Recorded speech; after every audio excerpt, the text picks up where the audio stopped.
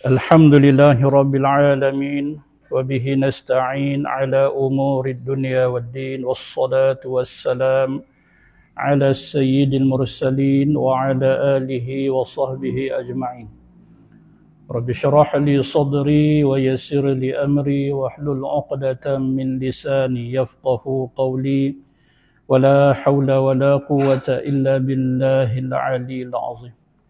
Kita sambung kitab Penawar Bagi Hati, kita sampai muka surat 59. Baris yang ketiga daripada atas.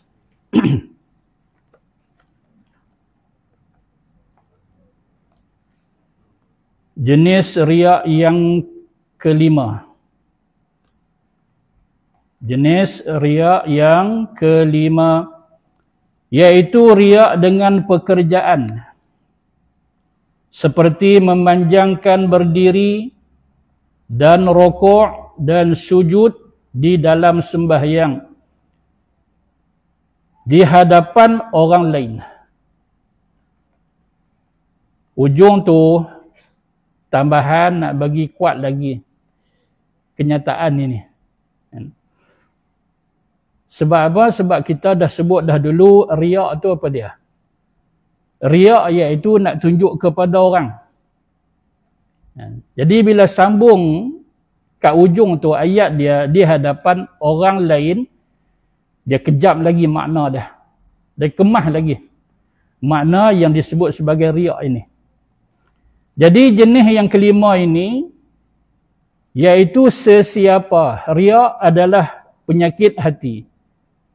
Yang tahu adalah Allah sahaja. Kita manusia biasa ni kita tak tahu tentang hati seseorang. Kita hanya tahu tentang hati kita. Hati orang lain kita tak tahu. Allah Maha mengetahui. Jadi bila sebut tentang penyakit hati, yang melihat pada hati itu Allah. Maka sekiranya sesiapa yang apabila dia melakukan kebajikan, amalan, di sini sebagai contoh, ketika dia mendirikan solat, maka dia memanjangkan qiyam. Berdiri itu qiyam. Panjang qiyam dia. Sebab apa? Sebab orang duk lihat. Orang duk lihat. Kalau ada orang pun, dia tahu yang ada ni bukan sikit lah, ramai.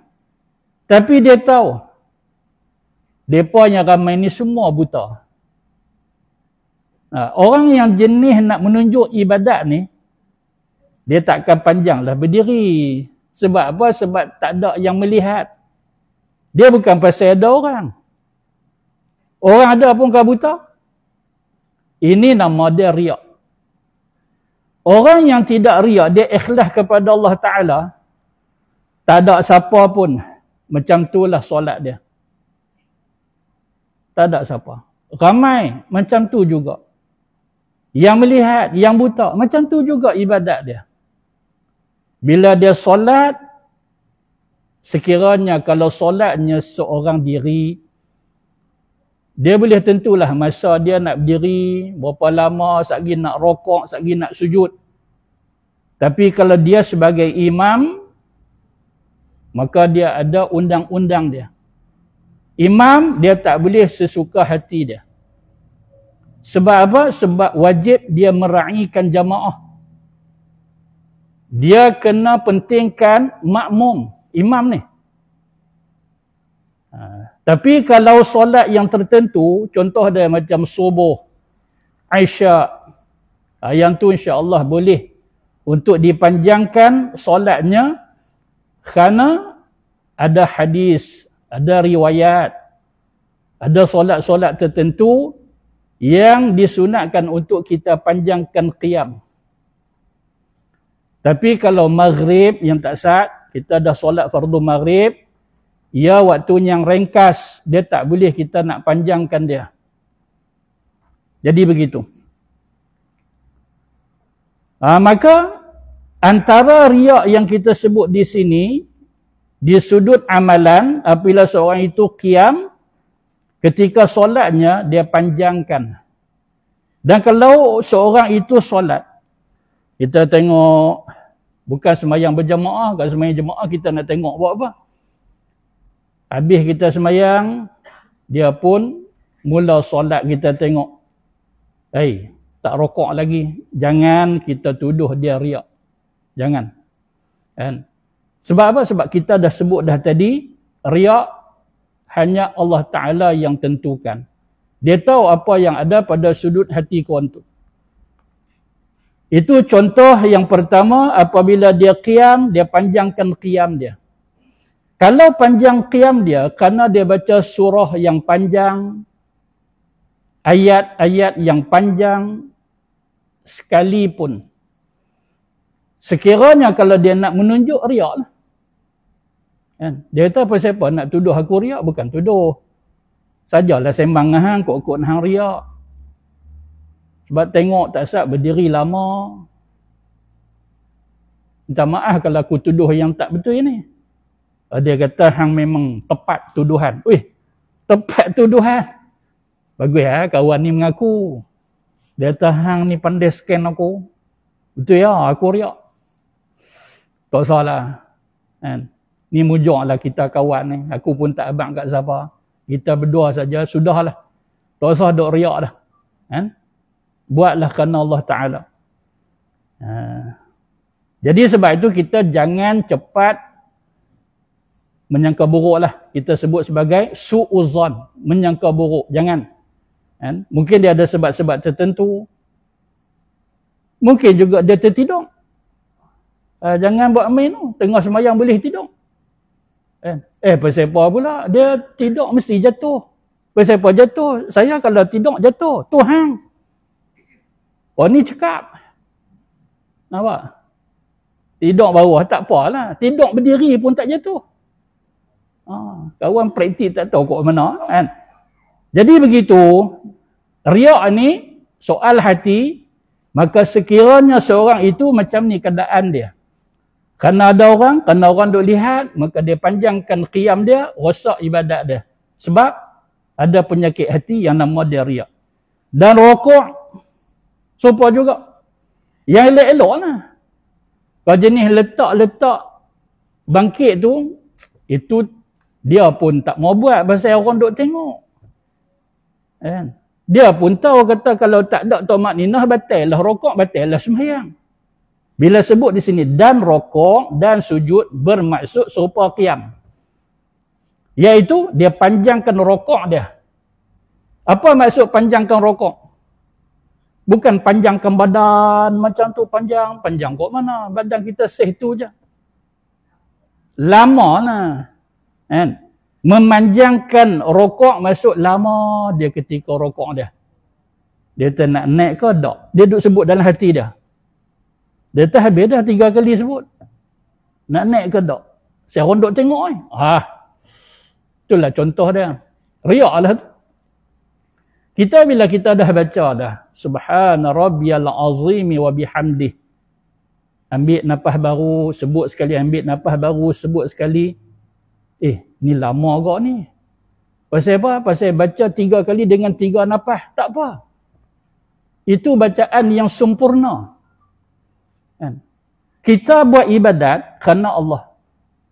Jangan kita tak buat kerana orang. Jangan kita buat pun kerana orang. Ni tak boleh. Ni aku buat ni kerana Allah. Tak apa. Tapi kalau biar orang nak tuduh, biar orang nak sangka yang bukan-bukan, itu terserah ke mereka. Cumanya ni masalah di sini, apa dia?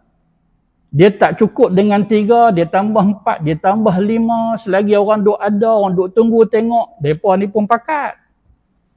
Pakat. Kan? Hantar tak siapa. Tahu dulu pada hang. Mas kita tengok dia sampai 2 jam. Nampak? Korang tu kata susah lah aku nak iktidal. Kan? Itu masalah sungguh. Kan? Mereka ni tak balik lagi. Macam mana aku nak iktidal? Mampu kering kat situ lah. Dan sujud di dalam sembahyang di hadapan orang yang lain. Jadi tuan-tuan yang rahmati Allah sekalian. Ini contoh-contoh dia. Serupa juga dengan apabila dia solat, dia membaca ayat-ayat tertentu, surah-surah tertentu. Kenapa? Karena dia nak tunjuk ke orang lain, kata dia ni champion. Hafal banyak surah, hebat, ingatan dia kuat.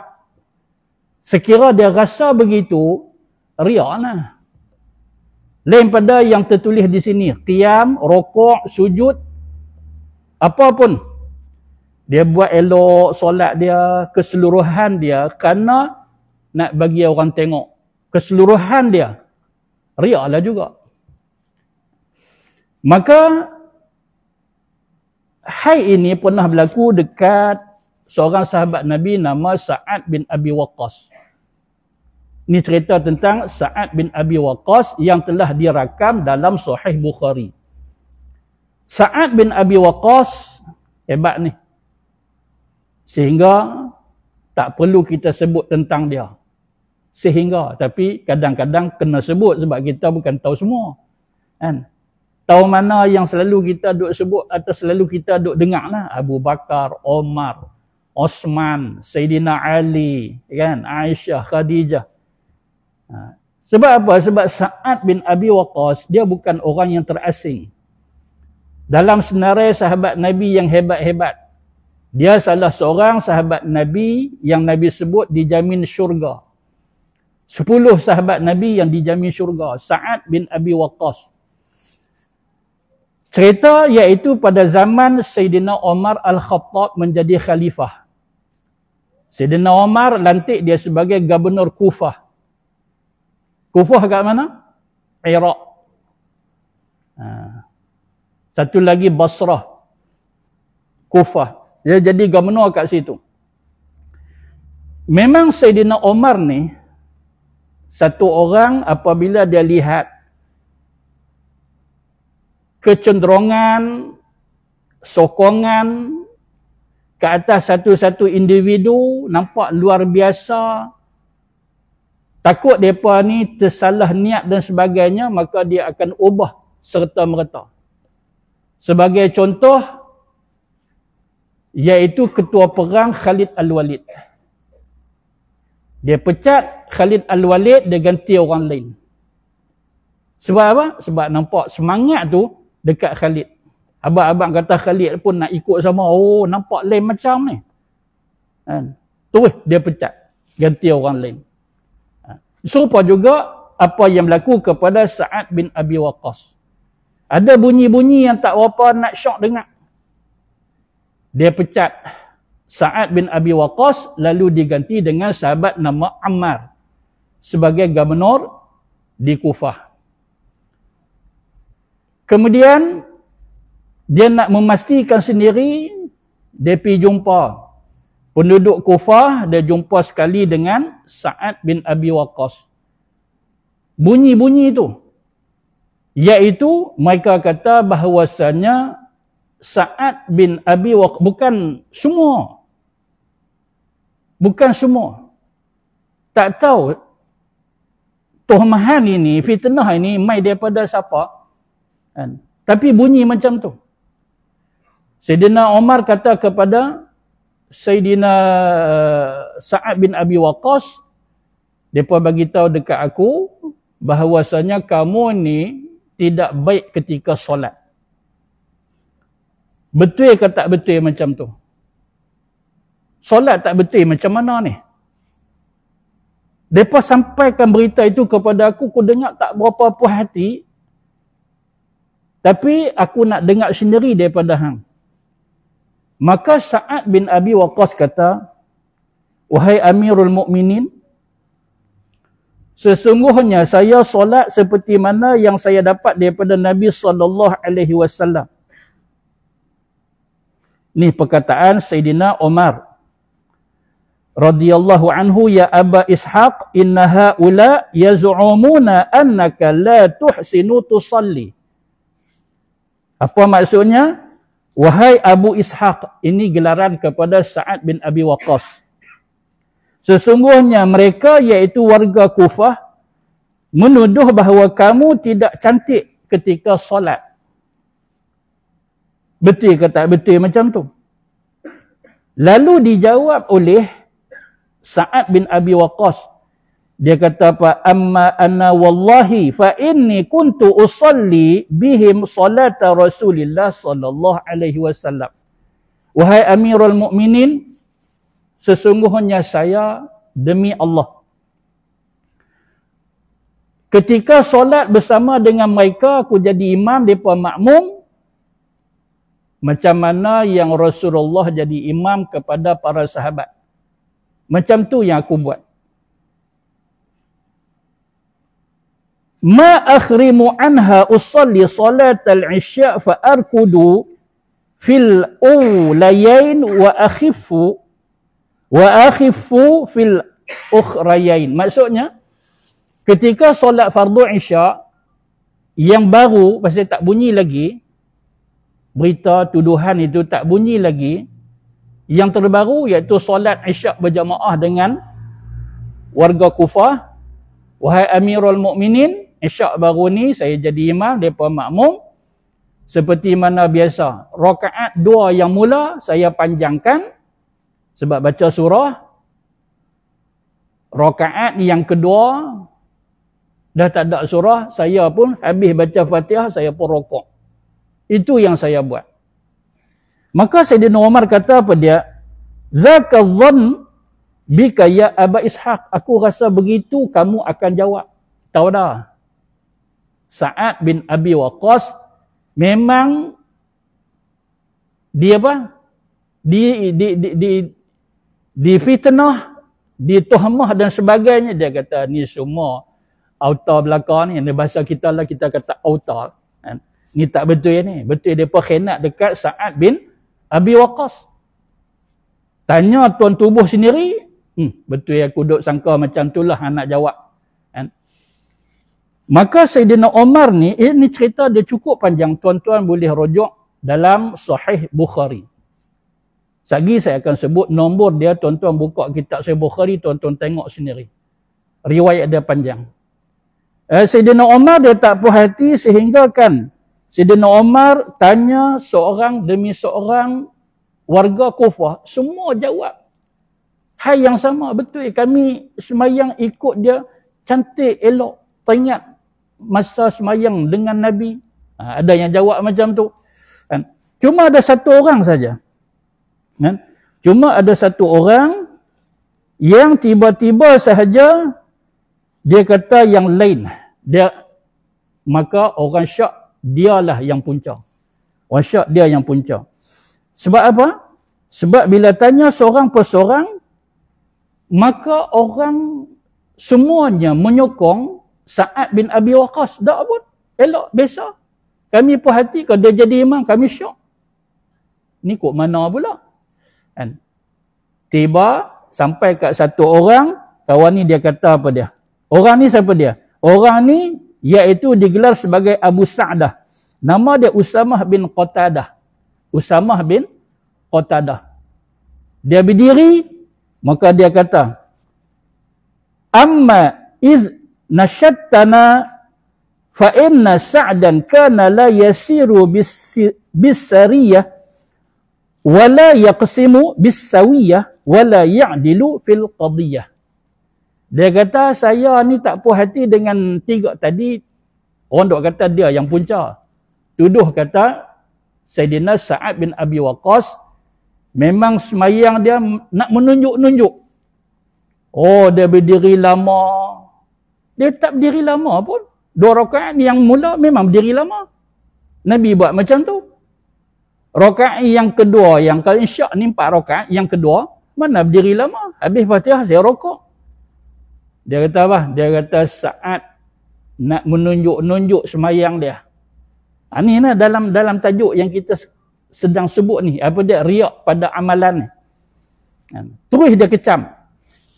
Maka bila tak jaya yang tu, maka dia pusing ayat. Dia kata apa? Dia kata, ada 3 keadaan ini saya tak puas hati dengan Sa'ad.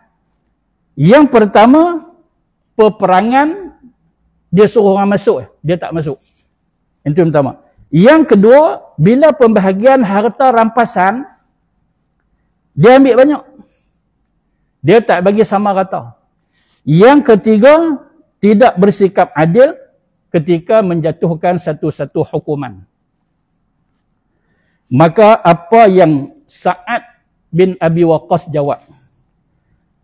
Sa'ad kata, amma wallahi la'ad'uwanna bisalasin. Dia kata, kalau begitu, aku nak berdoa sekarang ni dengan 3 doa. Habis-habis kawan tu berhujah, dia kata ada 3 masalah aku tak puas hati. Sa'ad bin Abi Waqqas dia kata apa? Dia kata aku sekarang ini nak berdoa untuk kamu dengan 3 doa. Allahumma in kana 'abduka hadza kaziban. Ya Allah, sekiranya kalau hamba-Mu ini seorang yang pembohong. Bohong kan? Kata ni pengecut tak keluar perang. Bahagi tak sama rata. Lepas ni pula hukuman berat sebelah. Lebih kurang macam tu. Kalau dia pembohong. Qama riya'an wa sum'ah. Tujuan dia berdiri nak tunjuk ke orang. Riak'. Ni dalam masalah yang kita sedang sebut. Ya Allah, sekiranya dia pembohong. Riak' dia nak tunjuk kata dia jaguh pidato. Pandai bercakap, petah. Dan sum'ah dia nak bagi orang dengar dia punya hujah dia. Fa'atil umrahu. Panjangkan umurnya. Wih, bagus ya doa macam tu. Minta panjang umur. Wa'atil faqrahu. Pertama apa dia? Panjangkan umurnya ya Allah. Dalam tempoh umur yang lanjut, yang panjang itu, bagi dia papa ke dana. Tu dia tak mau macam tu lah pula. Mau ada umur panjang. Macam mana? Papa? Oi, tak mau. Dek pendek tak apa, ada panjang umur papa ke dana. Kan? Wa'arridhu bil fitan. Dalam tempoh umur yang panjang itu, dah papa ke dana, timpakan dia berbagai-bagai fitnah. Wih, dahsyat ni doa ni. Tapi kita jangan menuduh bahawasanya Sa'ad bin Abi Waqqas pelampau. Jahat, jangan. Ahli syurga ni. Kan?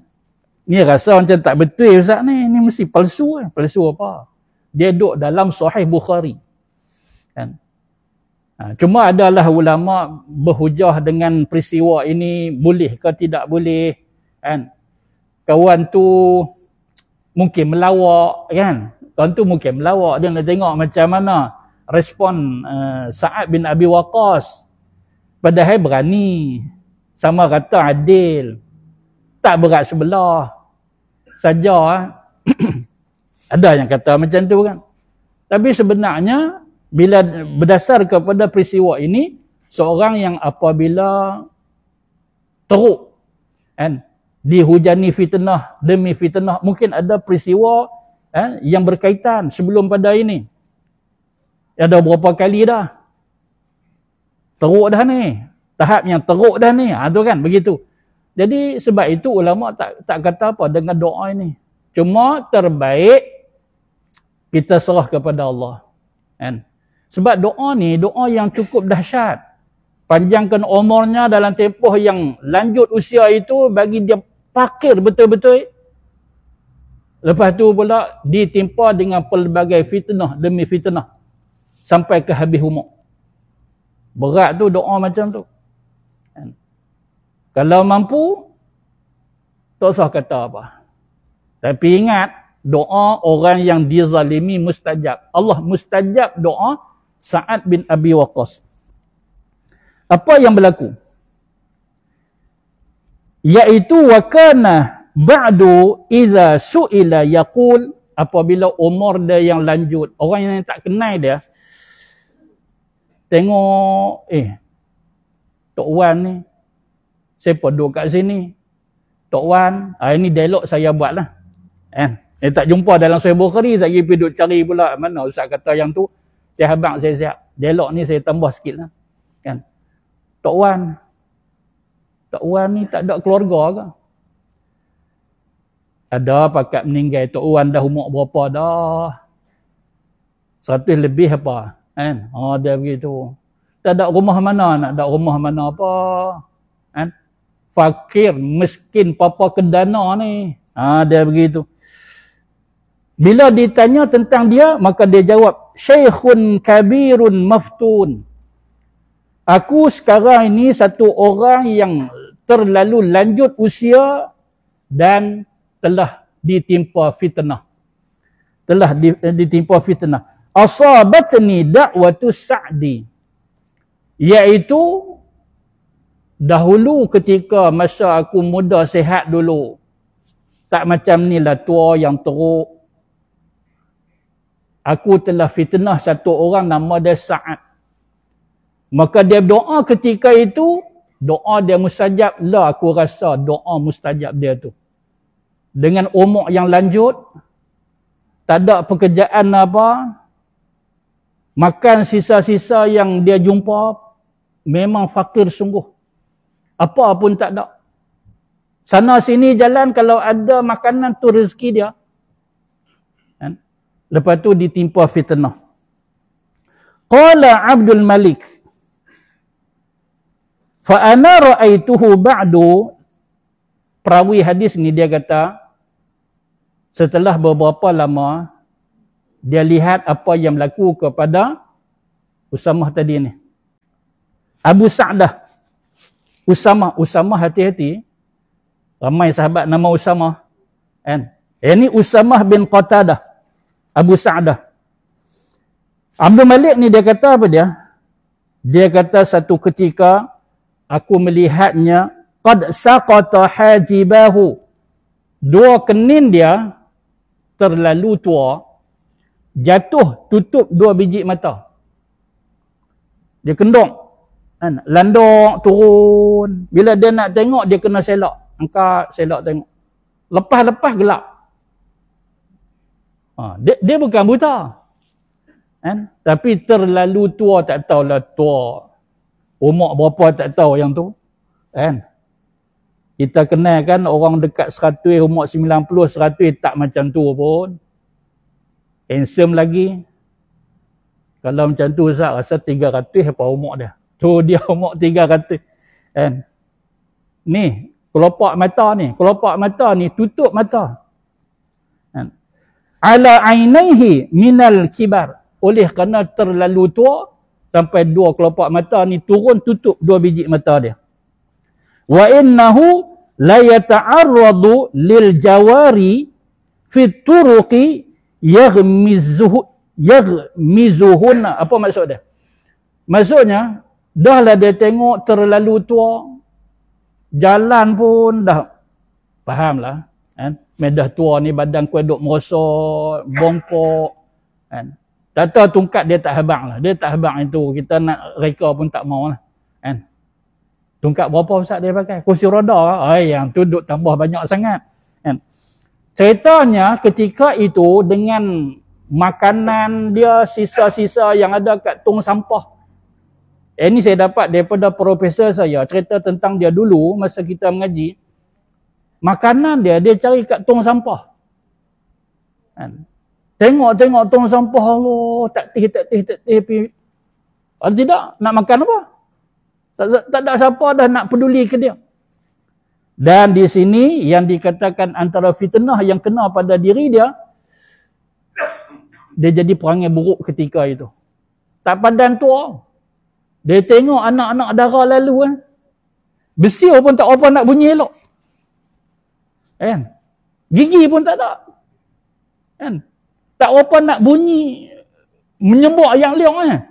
Fiuk, bunyi macam tu je. Mengorak lagi. Wa innahu la yata'arradu lil jawari fit turuq. Jalan-jalan mana yang dia lalu nampak je. Budak-budak perempuan, anak-anak dara, tegur orang main. Nampak? Itu salah satu fitnah yang berlaku ketika usia yang lanjut. Jadi tuan-tuan yang rahmati Allah sekalian, kita ambil cerita ni.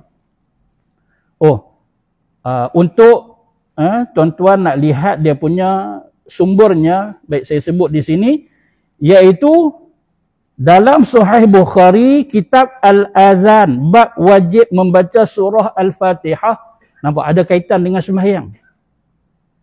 Ya, Imam Bukhari ni, Wa'mai hadis ni cerita tentang Sa'ad, dia duduk dalam bab sembahyang. Bernombor 713 dan satu lagi 755 pada dua tempat. Cerita Sa'ad ni pada dua tempat. Bab sembahyang. Jadi kembali kepada apa yang kita sebut dalam kitab kita ini. Rupa-rupanya ada kalangan kita ni apabila dia solat, dia nak riak. Tapi kita tak katalah Sa'ad bin Abi Waqqas ini dia riak. Dia tidak riak. Ambil contoh. Salah satu contoh yang berkaitan dengan riak ketika solat. Namun dia bukan orang yang riak. Jadi sebab itu pengajaran daripada walaupun zahir kita lihat satu orang ni, bila dia solat, zahirnya kita nampak hati kita mau jaga. Jangan sangka buruk. Oh cepat kata ini betul. Baru mengaji ni, confirm dia ni riak. Jangan. Sebab apa? Riak yang nak tentu Allah. Jadi tuan tubuh tu, siapa kita ke? Sekiranya kalau macam tu, hentikan. Apatah lagi solat. Solat merupakan ibadat yang terulung. Dia merupakan ibarat kita kata tiang seri pada satu binaan, tiang utama. Rosak tu rosak habis semua. Bagusnya tiang itu bagus ke semua. Dia merupakan ibadat pertama di dunia dan persoalan yang mula sekali di akhirat. Tiba-tiba solat-solat kita nak menunjuk ke orang, rugi. Bismillahilladzi la yadurru ma'asmihi